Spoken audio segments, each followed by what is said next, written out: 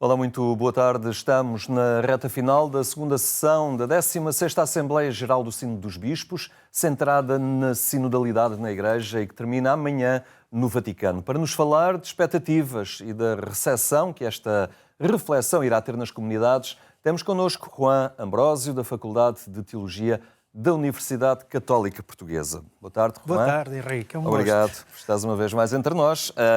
Segunda sessão a terminar, é já amanhã. Longo caminho. Um longo caminho, não sei se haverá ainda uma terceira ou não, mas provavelmente não. O que é que podemos esperar deste longo caminho que se iniciou em 2021? É verdade, um caminho iniciado em 21, tinha dito a mesma pedacinho que agora termina. Prefiro refrasear e corrigir. Era bom que agora não terminasse, ou seja, o que é que eu quero dizer com isto? O que de facto começou é uma maneira das pessoas ganharem consciência de ser igreja de um modo distinto, ou seja, de se sentirem corresponsabilizadas, todos os batizados se sentirem corresponsabilizados no ser da igreja, na missão da igreja, na responsabilidade que a igreja tem da construção de um mundo diferente. Ora, isso não pode terminar com a sessão. O sínodo e toda esta dinâmica sinodal é muito mais do que o acontecimento estrito da própria Assembleia Sinodal. Portanto, terminada a Assembleia, e essa sim tem que terminar, porque tem que haver um momento em que se tem que tomar decisões, em que se tem que fechar esse processo, mas a sinodalidade é muito mais que um processo, é muito mais que uma metodologia, é mesmo muito mais que uma assembleia, é uma maneira de ser igreja, uma maneira de estar no mundo, uma maneira de discernir os sinais dos tempos. Isso não pode acabar.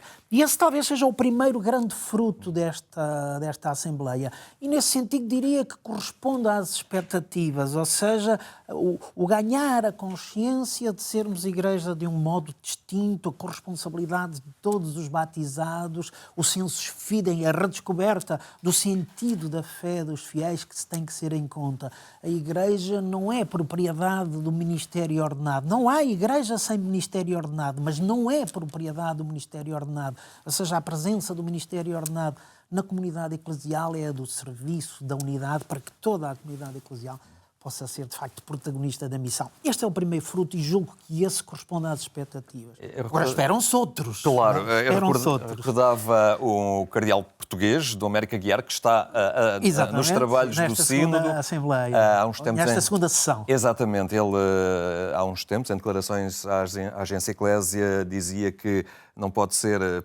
acabou o dia, passou a romaria, entramos em modo sinodal para ficar. Não é uma experiência, é uma metodologia de caminho. Mais do que a metodologia, é uma maneira é uma maneira, é um novo sistema operativo de funcionarmos em igreja e que não é novo, ao fim e ao cabo, que vem dos primeiros tempos. Essa é a sua natureza, digamos assim. É a ocasião para as comunidades, digamos, não arrefecerem, não esquecerem aquilo que fizeram logo no início, todo aquele entusiasmo inicial. Sem dúvida. E ainda bem que referes isso, porque me parece importante ver isto. Reparem, começou em 21. E começou em 21 passámos por diversas fases. A fase diocesana, que depois passou para uma fase nacional, depois para uma fase continental. E a esse nível foram identificadas uma série de dimensões, de problemas, de realidades que foram sendo identificadas como realidades que interpelam o viver da Igreja, que, de certo modo, até estavam a impedir, ou pelo menos a dificultar, que ela pudesse ser fiel à sua missão, mais fiel à sua missão. Isso foi identificado. E vimos que os problemas, ditos de uma maneira ou de outra, eram mais ou menos transversais e foram bem identificados. Esses problemas não podem ser ignorados, não podem ser esquecidos, não podem ser postos de lado. É verdade que as dioceses, e se calhar muitas fizeram isso, acabaram por assumir uma postura, depois de identificar esses problemas na dimensão diocesana, na fase diocesana, ficaram um bocadinho na expectativa, vamos ver agora o que é que se decide da Assembleia, vamos ver agora o documento final, vamos ver agora o que o Papa diz. Ninguém põe aqui em questão a legitimidade e a necessidade do Papa dizer alguma coisa, mas a metodologia sinodal diz-nos que isto não está dependente do que o Papa diga. É preciso perceber que estas dinâmicas todas que foram capazes de identificar estes problemas têm que ser postas a andar. Portanto, se as dioceses identificaram na sua vida estes problemas, não têm por que estar à espera de que venha alguma recomendação. Tem que começar logo no terreno, em comunhão, como é óbvio, com a Igreja Universal. Depois virá, nesta fase, indicações para uma Igreja universal. Ainda aí, gostaria de sublinhar uma dimensão que me parece muito importante e que o Papa Francisco tem se referido a ela variadíssimas vezes ao longo do seu pontificado nas mais diversas circunstâncias. E a imagem que eu vou utilizar é a imagem que ele utiliza do poliedro. Ele fala muitas vezes no poliedro e fala muitas vezes numa igreja poliédrica. E o que é que eu queria referir com esta realidade?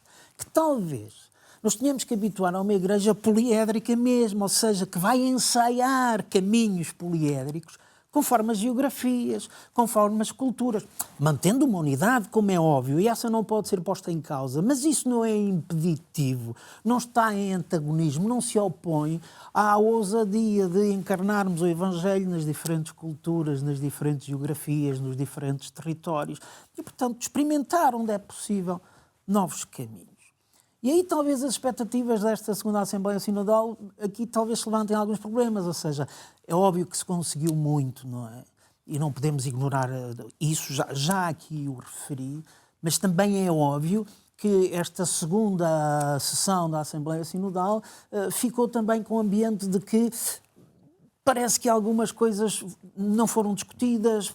Passou-se para as tais equipas de peritos, alguns dos problemas candentes não vão ser discutidos. É verdade que é preciso uma maturidade, é verdade que é preciso preservar a unidade é constitutiva da dimensão eclesial, é muito, muito importante.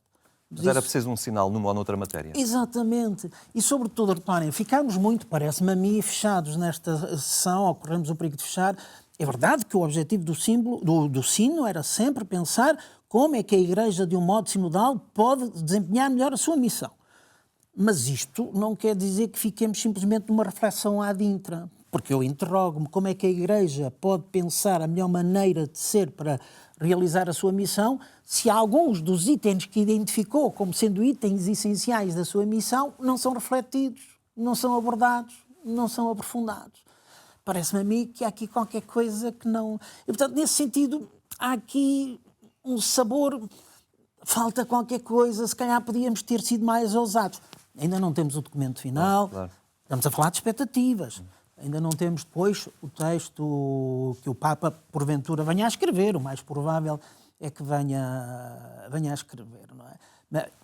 Tanto o documento final como esse texto não podem apagar o que foi todo este itinerário, não podem prescindir dele, em certo sentido até têm que o recorrer, mas é necessário, são 3 anos, 21, 22, 23, 24, não é? De 21 a 24, 3 anos, toda a Igreja a refletir.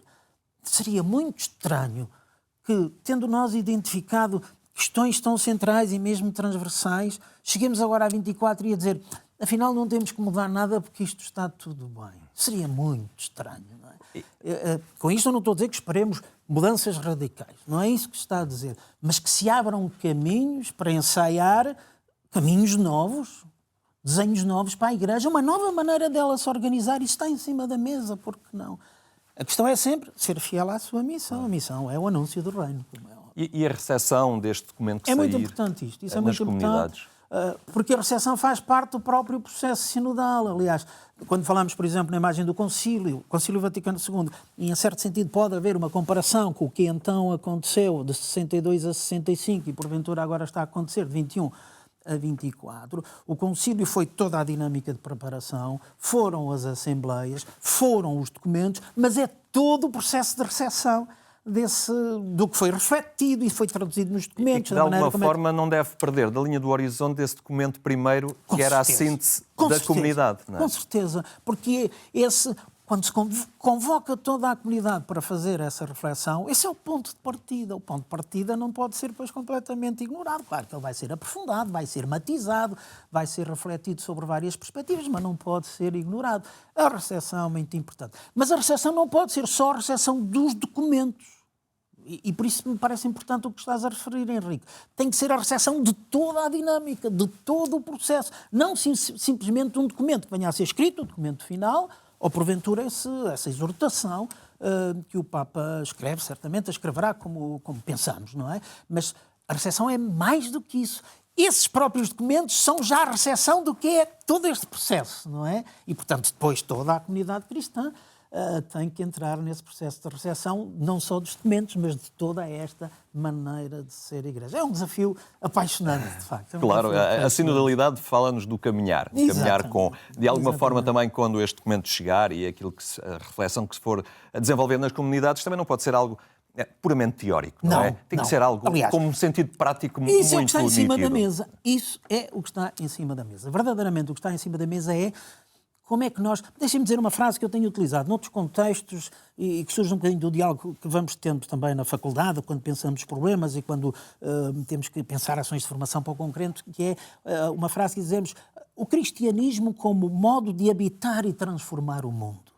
Como é que nós podemos habitar este mundo? É este que temos, não é outro, mas como é que nós o podemos transformar? Ou seja, propor a este mundo critérios, horizontes para poder pensar os problemas e resolver os problemas com outras perspectivas. E isso é muito importante. Agora, isto implica que a Igreja não corra o perigo de ficar fechada sobre si mesma, porque o que se trata é de habitar e transformar o mundo. O reino de Deus não é simplesmente para a Igreja uma proposta, é um dom para o mundo inteiro, para todos. E, portanto, para transformar, para que este mundo possa ser, de facto, um mundo que possa ser habitado por todos. E nesse sentido, terminaria com isto, nesse sentido parece muito importante perceber esta dinâmica de como é que o Evangelho pode iluminar a cultura, iluminar a realidade, e essa é a missão das comunidades cristãs, mas penso eu que é também missão das comunidades cristãs ver como é que a realidade concreta, com todas as suas ambiguidades e dificuldades, mas com toda a sua beleza, porque há muita também, pode iluminar a nossa maneira de entender o Evangelho. Porque a realidade concreta pode ajudar-nos a viver o Evangelho de uma maneira mais profunda, como os tempos de hoje estão a pedir. Era o que se dizia do concílio, não é? Anunciar o Evangelho à altura dos tempos de hoje. Como os tempos de hoje estão a pedir, ou seja, deixarmos-nos desafiar pelos sinais dos tempos, o que é que Deus nos diz através da realidade, para que essa realidade nos ajude a ter um conhecimento mais profundo da boa nova do Evangelho. E se fizermos isso sinodalmente, e é isso que está em cima da mesa, então podemos, de facto, habitar e transformar o mundo. E isso da concretude, ou seja, que passos concretos, é muito importante. Agora, é bom não esquecer que esses passos concretos têm que transformar a realidade, depois, em última análise, provocarão certamente alterações na maneira de pensar, na maneira de organizar, no direito canónico, na maneira como formulamos as coisas. Seria estranho se assim essas alterações surgirão depois de forma muito mais natural também. E, portanto, as expectativas também vão por aí. Vamos ver consequências. Muito bem, aguardemos, Rui Ambrósio, mas neste dia também olhamos a liturgia do próximo domingo, é habitual, e vamos então escutar o Evangelho de Marcos, do 30º domingo do Tempo Comum. Naquele tempo, quando Jesus ia a sair de Jericó com os discípulos e uma grande multidão, estava um cego chamado Bartimeu, filho de Timeu, a pedir esmola à beira do caminho. Ao ouvir dizer que era Jesus de Nazaré que passava, começou a gritar: Jesus, filho de David, tem piedade de mim. Muitos repreendiam-no para que se calasse, mas ele gritava cada vez mais: Filho de David, tem piedade de mim. Jesus parou e disse: Chamai-o. Chamaram então o cego e disseram-lhe: Coragem, levanta-te que ele está a chamar-te.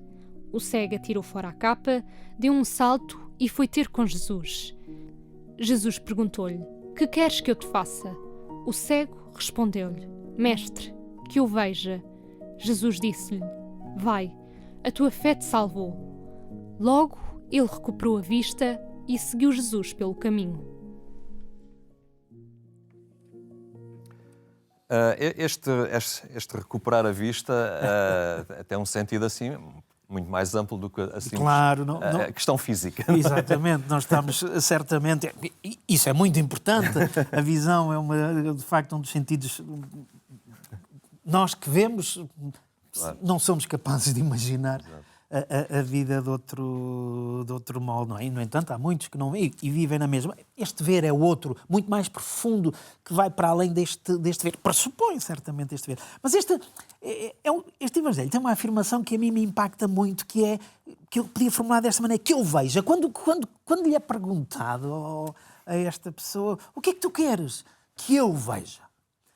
Claro que isto implica logo aqui uma coisa que me parece interessante, é o reconhecimento da parte da pessoa da sua incapacidade de ver, não é? Há qualquer coisa que me está a impedir de ver, mas eu quero ver. Portanto, o reconhecimento da sua cegueira. Pergunto-me hoje como é importante, a nível das comunidades eclesiais e a nível do mundo inteiro, de reconhecermos as nossas cegueiras. O que é que nos está a impedir de ver a realidade, não é? E de penetrar nessa realidade e de perceber os desafios que essa realidade... Quais são as nossas cegueiras? Temos que as reconhecer ou não seremos capazes de fazer este pedido que eu vejo.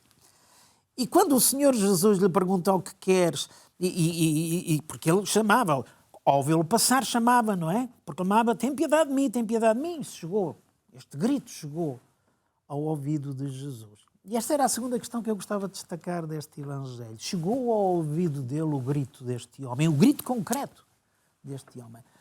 Quais são os gritos que as comunidades cristãs têm a capacidade de ouvir? Será que a nossa maneira de viver, de pensarmos, de estarmos tão fechados sobre nós mesmos, nos está a impedir de ouvir muitos gritos que os homens e as mulheres dos nossos tempos estão a dar? Até porque parece incomodar, não é? Exatamente, que nós não estamos a escutar. O Senhor Jesus ouviu e mandai-o chamar.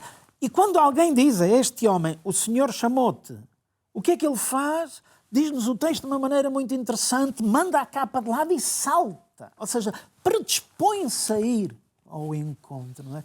Predispõe-se a reconhecer que a sua cegueira o impedia de ver, mas está disposto a fazer qualquer coisa para acolher este dom e, portanto, para dizer que eu veja. Mas não é só que eu veja, eu estou disposto a fazer qualquer coisa para poder ver.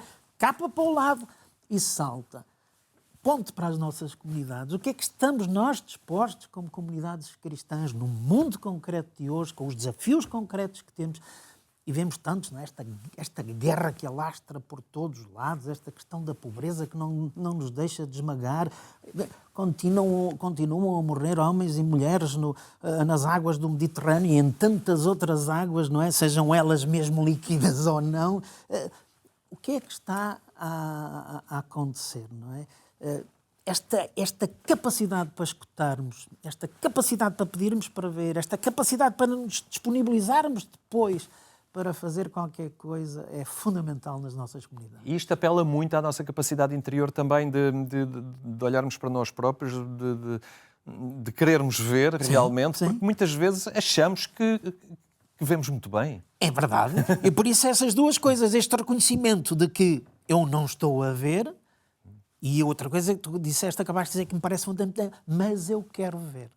E, portanto, reconheço que não estou a ver, mas quero ver. E, portanto, estou disponível para fazer aquilo que a mim me compete para poder ver. E o Senhor Jesus foi sensível a isto, interpelou e chamou e disse, o que é que tu queres que eu veja? Então, vê, não é? Claro que isto, aqui está, é um milagre. É um milagre, sim, mas o milagre é muito mais do que o simples passar a ver. O que aqui está em jogo é, ele mudou de atitude, mudou de predisposição, predispôs-se, reconheceu. Tudo isso é o renascer de novo, uma nova A vida deste homem perspectiva. muda completamente, vai mudar completamente. É interessante isso, porque é disso que se trata, A vida das comunidades cristãs tem que mudar e a ação da vida das comunidades cristãs, voltamos ao mesmo, habitar e transformar o mundo, tem que provocar transformações nesse mundo. E agora com este impulso do sínodo, é assim umas gotas especiais que se podem pôr nos olhos das comunidades? Exatamente, se quisermos, ou seja, porque o exercício que fizemos com o sínodo, e essa ponte está bem feita, parece-me interessante e relevante, o exercício que fizemos com o sínodo foi, se quisermos à luz deste Evangelho, um exercício de reconhecer quais são as nossas cegueiras e que capas temos que pôr de lado, que saltos temos que dar para ver de outra maneira e para poder alterar a vida e transformar a vida. E também é bom que haja essa vontade, não é? Exatamente. Essa vontade de querer ver. 3 anos, 21, 24, parece indiciar que há da parte das comunidades essa vontade. Vamos agora ser consequentes com isso. Esta recepção por parte das comunidades e também à luz deste Evangelho é de esperar disponibilidade para mudar e para recriar caminhos novos, Sim. não é? Sim. Porque este ver de uma forma diferente percebemos, afinal, itinerários que se abrem à frente, Possibilidades não é? novas. Possibilidades novas. De repente, eu que tinha um determinado tipo de cegueiras, se fizermos um exercício simples, fecharmos os olhos e entrarmos numa sala que não conhecemos de olhos fechados, nem sequer conseguimos mapear o nosso caminhar, não é? Entramos num sítio que não conhecemos de olhos fechados, para onde é que eu vou? À medida que eu vou abrindo, começo logo a ver possibilidades novas. E se estivermos numa penumbra, ainda são possibilidades. Se essa penumbra for iluminada por uma luz, então ainda novas possibilidades se abrem. O sino tem que ser isso. O sino tem que nos levar a isso, ou seja, ao fim destes 3 anos, que novas possibilidades se abriram. Estamos nós disponíveis para as percorrer? Parece haver indícios de sim, que as comunidades querem percorrer esse caminho. Então agora falta a ousadia, a coragem de percorrer esse caminho. E o mundo tem expectativa também sobre isso. Não podemos olhar o mundo apenas na indiferença perante a realidade eclesial. Não me parece. E a esse respeito julgo que a própria experiência sinodal pode ser um sinal profético. Vejamos os problemas que enfrentamos como humanidade. Falámos agora da guerra, falámos na pobreza. Podíamos falar em tantos outros, mas fiquemos com estes, porque eles são bem exemplos dos desafios que enfrentamos. Não é? Que testemunho podemos dar a isso? Que quando nos sentamos todos à volta da mesma mesa, para nos escutarmos uns aos outros, para em conjunto discernirmos quais são os melhores caminhos para responder a estes desafios comuns, os resultados podem aparecer. Portanto, esta própria experiência sinodal é certamente sinal profético de como humanidade podemos enfrentar estes desafios. O que o Papa diz na Fratelli Tutti vai muito por essa linha, não é? Este sonho de como uma única humanidade trilharmos os caminhos do futuro.